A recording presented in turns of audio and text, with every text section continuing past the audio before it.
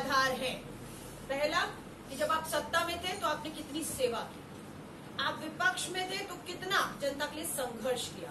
ये 2 क्राइटेरिया हैं और जनता में जाकर पूछा जा रहा है। उम्मीदवार एक एक सीट पर 18-18 भी है, लेकिन पूछा जा रहा है कि आपके बीच में सत्ता में रहते हुए सेवा और विपक्ष में संघर्ष किसने किया, उस पे टिकट दिल्ली फैसला हो रहा है। कल भी एक मीटिंग हुई है, दूसरी मीटिंग हुई है, 50% से ऊपर का टिकटों का बिल्कुल फैसला हो चुका है।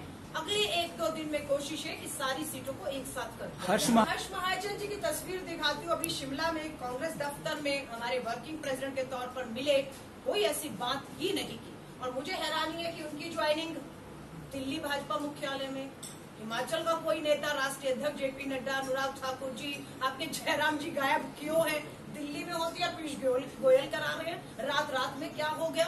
अभी तक तो आपने महाजन जी को नहीं सुना कि वो कांग्रेस के बारे में कुछ भी कह रहे हो। वो तो प्रेस कॉन्फ्रेंस 1 महीने में पता नहीं कितनी बार मैंने उनसे करवाई है। अब क्या बात हुई है? शुभकामनाएं देते हैं, ये चुनाव है, आना जाना इधर उधर चलेगा, फैसला जनता को करना है और जनता मन बना चुकी है कि भाजपा का तंबू उखाड़ कर फेंकेंगे। है ना?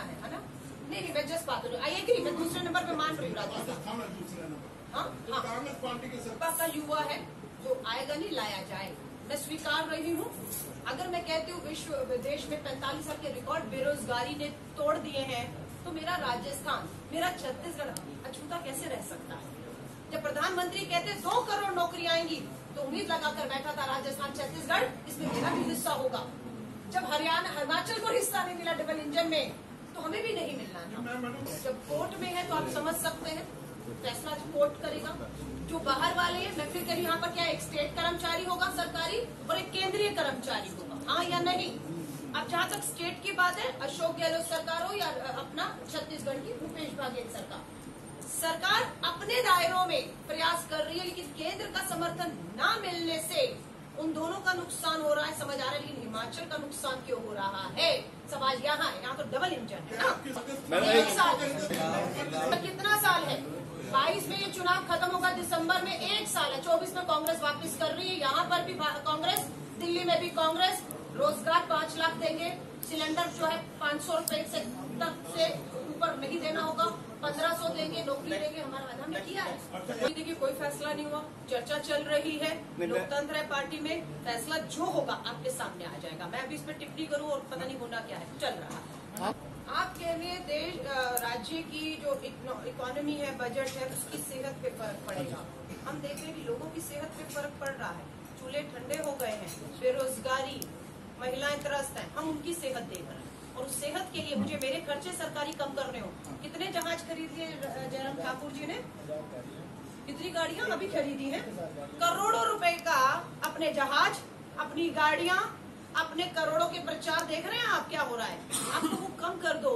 कितने करोड़ रुपए आपने फेंक दिए अमृत महोत्सव के सरकारी राहत है। ये परमानेंट मुफ्त नहीं दे रही। मैं चाहती हूँ उसे रोजगार मिले, न्यूनतम मजदूरी मिले, वो आर्थिक रूप से खड़ा हो और मैं उसको ये राहत बंद कर दूंगी, क्योंकि वो आर्थिक सशक्त हो गया, उसके हाथ में बेरोजगारी रोजगार है। लेकिन आज वो हाथ जिसे हिमाचल और देश का निर्माण करना है, वो बेरोजगार और कमजोर है। मैं उसको अगर थोड़ी सी राहत दे रही हूँ कि चल बहन, तेरे खाते में 1500 डालूंगी, तेरे को सिलेंडर का दाम नहीं चुभेगा, तेल का दाम नहीं चुभेगा, तेरे बच्चे खा लेंगे, भूखे नहीं मरेंगे, बच्चा तेरा हताश न, तो इसमें गलत क्या है?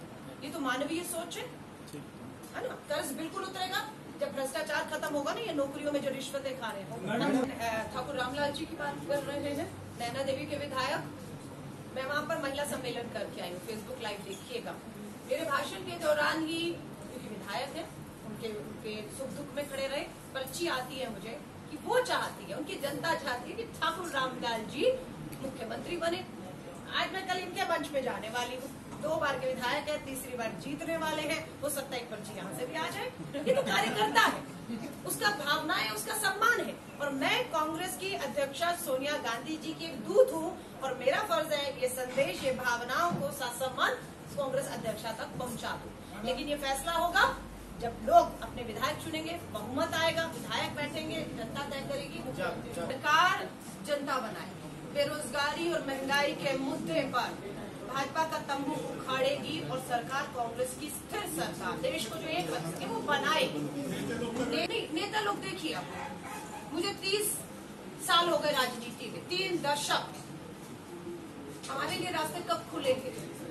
अगर कैप्टन अमरिंदर 80 साल में, मोदी जी कहते 75 साल के बाद मार्गदर्शन मंडल में, और कांग्रेस आए 80 साल के नेता को आप लेकर भविष्य देख रहे हो पंजाब का, तो ये राजनीति है।